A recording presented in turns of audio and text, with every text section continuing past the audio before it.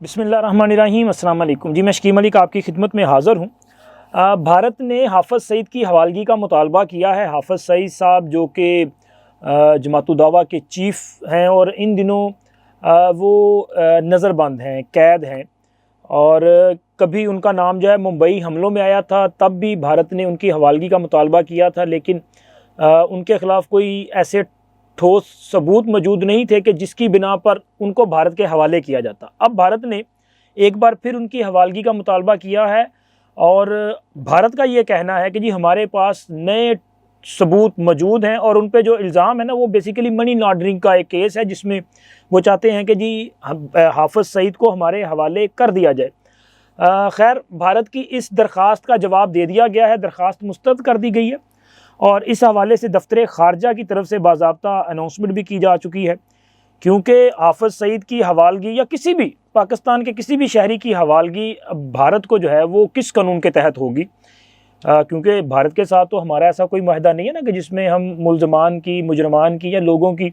جو ہے وہ اپنا تبادلہ کر سکتے ہیں۔ ہاں، اگر پاکستان بھارت کے وہ جو ماہی گیر ہیں، مچھیرے ہیں، جو غلطی سے سمندری حدود کی خلاف ورزی کرتے ہیں اور پکڑے جاتے ہیں، ان کو جذبہ خیر سگالی کے تحت پاکستان اکثر ان کو رہا کر دیتا ہے۔ اسی طرح جو غلطی سے سرحد پار کر جاتے ہیں لوگ، ان کو بھی واپس بھیج دیا جاتا ہے۔ تو پاکستان اکثر جو ہے وہ جذبہ خیر سگالی کے تحت اس قسم کے اقدامات کرتا رہتا ہے، لیکن کبھی بھی پاکستان میں سیاسی سٹنٹ کے طور پہ اس قسم کے واقعات جو ہیں وہ سامنے نہیں آتے جس طرح کے بھارت میں ہوتے ہیں۔ ایک تو بھارت کی طرف سے یہ مطالبہ کیا جانا اور ایسے وقت میں کیا جانا، یہ مطلب اچانک نہیں ہے کہ نا، مطلب یہ نہیں ہے کہ بھارت نے ویسے کر دیا، اس کے پیچھے ایک پوری سائنس ہے۔ کیوں کیا؟ سر، بھارت میں انتخابات ہونے جا رہے ہیں، جس طرح پاکستان میں الیکشن ہے نا۔ اچھا، پاکستان میں آج تک الیکشن جو ہے وہ بھارت کی دشمنی کی بنیاد پہ کبھی کسی نے نہیں الیکشن لڑا، کبھی کسی نے بھارت کو بنیاد بنا کے کمپین نہیں چلائی اور لوگوں کو جذباتی نہیں کیا، ووٹ لینے کی خاطر ملک میں ایک جو ہے وہ گرما گرمی اس قسم کی پیدا نہیں کی کہ جناب ہماری سرحدوں پہ تناؤ پیدا ہو جائے، ہم اپنے ہمسایوں پر چڑھ دوڑے۔ اس طرح کا کام پاکستان میں نہیں ہوتا، لیکن بدقسمتی سے بھارت میں ہر الیکشن پاکستان کے خلاف ایک بیانیہ بنا کے لڑا جاتا ہے، وہ کوئی بھی ہو۔ وہ پاکستان کے خلاف ایک جو ہے وہ کشیدہ صورتحال دانستہ طور پہ پیدا کی جاتی ہے، ماحول اس طرح کا پیدا کیا جاتا ہے، اور آفری ہیں میرے بھارتی جو دوست ہیں، بھارت کے عوام کو بھی چاہیے کہ وہ سوچے کہ ان کی سیاسی جماعتیں ان کو کس طرح سے استعمال کرتی ہیں، ان کا کس طرح سے جو ہے وہ استحصال کرتی ہیں، کہ وہ اپنا صرف الیکشن کے دوران ہی یہ سارے واقعات کیوں پیش آتے ہیں، کیوں اس طرح کا ماحول کریٹ کیا جاتا ہے، اور یہ ہر بار ان کا وہ چورن جو بیچنا وہ چاہتے ہیں وہ کیوں بک جاتا ہے۔ اس پہ ان کو غور کیا جانا چاہیے۔ جس طرح پاکستان میں ابھی الیکشن ہے 8 فروری کو، تو پاکستان میں کوئی ایسی سیاسی جماعت نہیں ہے جس کا یہ بیانیہ ہو کہ جی بھارت ہمارا دشمن ہے اور ہم نے بھارت پہ اس طرح جو ہے وہ چڑھ دوڑنا ہے، ہم نے بھارت کو یہ جواب دینا ہے، ہم نے یہ کر دینا۔ نہیں یار، ہم اپنے ایشوز پہ بات کرتے ہیں، ہم اپنے گھر کی بات کرتے ہیں اور ان ایشوز پہ الیکشن لڑتے ہیں، لیکن بھارت میں ایسا نہیں ہے سر، چونکہ بھارت میں آئی تھنک میرا خیال مارچ اپریل میں الیکشن ہونے جا رہے ہیں، یا اپریل مئی میں الیکشن ہے ڈیو۔ تو اب ظاہر ہے الیکشن سے پہلے جب ان کے پاس کچھ نہیں ہوگا تو کوئی نہ کوئی صورتحال تو کرنی نا۔ ابھی انہوں نے حافظ سعید کا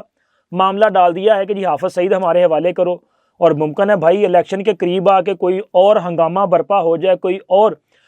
پٹاری میں سے کوئی اور سانپ نکل آئے، تو چونکہ بھارت کی جو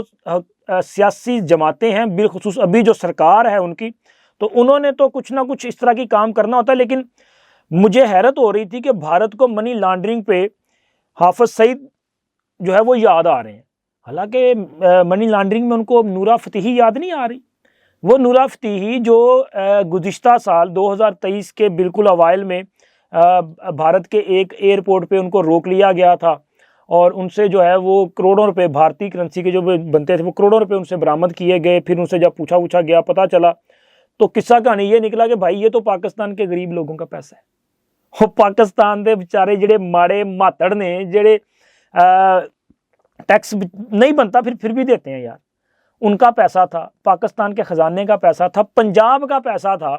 اور یہ پیسہ جو ہے وہ عیاشی پہ اڑا دیا گیا۔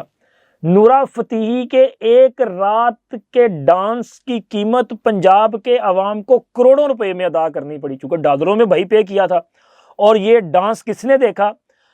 یہ ڈانس دیکھا جناب پنجاب کے وڈے ڈاکو کے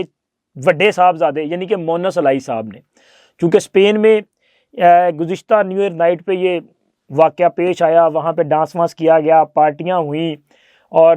ظاہر ہے پھر نورا فتیحی کہ وہ جو اپنا مٹکے شٹکے جو بھی تھا وہ ساری چیزیں اگر انجوائے کرنی ہے تو اس کی قیمت ادا کی گئی، لیکن قیمت جو ہے وہ الٹیمیٹلی اس قوم کے خزانے سے گئی، کیونکہ چودھری پرویز الہی کا جو دور حکومت تھا نا، وہ دور حکومت میں کتنا غبن کیا گیا ہے، اس کا اندازہ آپ اس بات سے لگائیں کہ ایک رپورٹ اسپین کی طرف سے، وہاں کی جو حکومت ہے اس کو نیب نے ایک خط لکھا تھا، اور وہ رپورٹ ان کی طرف سے جو بھیجی گئی تھی، اس رپورٹ کی چند جو اہم نکات ہیں، میں ساری رپورٹ آپ کے ساتھ شیئر نہیں کر رہا، لیکن چونکہ یہ پہلے چیزیں منظر عام پہ آئی تھی تو لیکن میں نے کہا ذرا آپ کے ساتھ چیزیں جو ہیں وہ میں نے مزید کمپائل کی تو وہ آپ کے ساتھ میں شیئر کرتا ہوں کہ چودھری پرویز الہی کے صاحبزادے جو ہیں نا، ان کی مونس الہی کی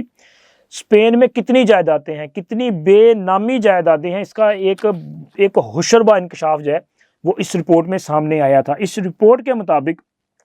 چونکہ یہ خط لکھا تھا، اس خط کے جواب میں اسپین کے حکام کی طرف سے جو تفصیلات دی گئی تھی اس کے مطابق جناب مونس الہی نے 40 کروڑ روپے کی جائیدادیں، 40 کروڑ کی جائیدادیں اور اس کے علاوہ دیگر اثاثہ جات بنائے ہیں۔ 3 پارکنگ پلازے ہیں، 1 سٹوریج ہال ہے، بارسلونا میں ہوٹل ہے، اس کے علاوہ جناب دیگر بھی ملٹی سٹوریج پلازے ہیں،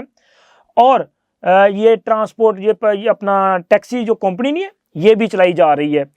اور اس کے علاوہ ان کے پاس فلیٹس ہیں وہاں پہ موجود ہیں، اور مختلف جگہ مقامات پہ انہوں نے اسی طرح سے دیگر جو ہے وہ اپنا کروڑوں روپے کی انویسٹمنٹ جو ہے وہ کر رکھی ہے۔ اچھا میں ساری آپ کے ساتھ شیئر نہیں کر رہا، لیکن یہ چیدہ چیزیں ہیں، لیکن کروڑوں روپے کی جو ہے وہاں پہ اسپین میں انویسٹمنٹ کی گئی۔ اب سوال یہ پیدا ہوتا ہے کہ سر یہ کروڑوں روپیہ پھر کہاں سے آیا؟ آپ ایک رات میں جو ہے وہ کروڑوں روپیہ خرچ کر دیتے ہیں صرف ڈانس پارٹی میں، یہ اربوں روپے کی جائیدادیں جو ہے وہ آپ نے وہاں پہ قائم کی ہیں، اسی لیے تو وہاں پہ رہ رہے ہیں نا۔ پچھلے تقریباً 1 سال تو ہو گیا، 1 سال سے شاید زائد ہو گیا، اسپین میں گئے ہیں اور موجیں کر رہے ہیں، ٹھیک ہے، اور یہاں پہ والد محترم صاحب جو ہیں وہ جیل کی صحبتیں برداشت کر رہے ہیں، بیٹا آنے کو تیار نہیں ہے، اور اب اندازہ لگائیں کہ جس اولاد کے لیے باپ نے یہ سارا کچھ کیا، سارے ملبہ تو پیو دے پیانا یار، باپ وزیر اعلیٰ پنجاب تھے، ان کے دور میں یہ سارا کچھ ہوا تو ملبہ پڑ گیا باپ پہ، اور اب باپ اس کا جو ہے وہ سزائیں باپ بھگت رہا اور بیٹا جو ہے وہ عیاشیاں کر رہا ہے۔ تو اس کے ساتھ ساتھ اب ایک بار پھر نیو ایئر نائٹ گزری ہے، اور خبر یہ بھی ہے کہ پاکستان سے ایک ملکنگ کمپنی ہے، اچھا میں اس کا نام نہیں لے رہا، لیکن میرا خیال ہے کہ بہت سارے لوگ جانتے ہیں کہ چودھری فیملی کی جو اپنا دودھ والی کمپنی ہے، یہ ڈبے کا دودھ جو فروخت کیا جاتا ہے، تو جناب خبر یہ ہے ایک ادارے کی اس حوالے سے جو ہے وہ اپنا انہوں نے کام شروع کر دیا ہے کہ اس کمپنی کے اکاؤنٹ سے حالیہ دنوں میں کروڑوں روپے کی ٹرانزیکشن جو ہے وہ ہوئی ہے، اور پیسہ جو ہے وہ اسپین بھیجا گیا ہے۔ اب آپ اندازہ لگائیں کہ یہ پیسہ کہاں پہ استعمال کیا جائے گا۔ نیو ایئر نائٹ پہ ممکن ہے کوئی اور پارٹی کا ارینج کر لیا گیا ہو، اور مونس الہی کو تو نورا فتیحی ویسے ہی بڑی پسند ہے، چونکہ ان کے بغیر شاید ان کی راتیں نہیں گزر رہی ہوں گی، لیکن بڑی مہنگی ہے نا، تو میرا خیال ہے کہ سال میں ایک بار ہی شاید ان کا ڈانس وانس دیکھا جا سکتا ہے۔ تو ہو سکتا ہے کہ یہ جو پیسہ ٹرانسفر کیا گیا ہے، یہ پیسہ جو ہے اب ایک اور ڈانس پارٹی کی شکل میں جو ہے اس کو خرچ کر دیا جائے، نہیں تو پھر جناب اسپین میں ایک اور جائیداد بنا لی جائے گی، چونکہ رہنا تو اسپین چاہیے نا، پاکستان میں تو اب مشکل ہے ان کا واپس آنا۔ اگر باپ کو اس حالت میں دیکھ کر بھی بیٹا واپس آنے کے لیے تیار نہیں ہے، اور والدہ محترمہ کو جو دھکے پڑ رہے ہیں، وہ میں نے اس پہ بھی پہلے بھی کہا تھا کہ یہ بڑا برا کام کیا گیا، پیپر جمع کروا رہے ہیں، کروانے تھے، لیکن یہ جس طرح کی تجلیل کی گئی، اس کے باوجود بیٹا وہاں سے جو ہے وہ اپنا یلغار کرنے کی کوشش کرتا ہے، اور صرف سوشل میڈیا پہ جو ہے وہ حملے کر رہا ہے، سوشل میڈیا سے جناب علی وہ اپنا سب سے بڑا پہلوان بننے کی کوشش کر رہا ہے، لیکن عملاً میدان میں آنے کو تیار نہیں ہے۔ آؤ بھائی یہاں پہ آ کے آپ فیس کرو، یہاں پہ آ کے حالات کا مقابلہ کرو، اب ایسے تو نہیں ہے۔ اور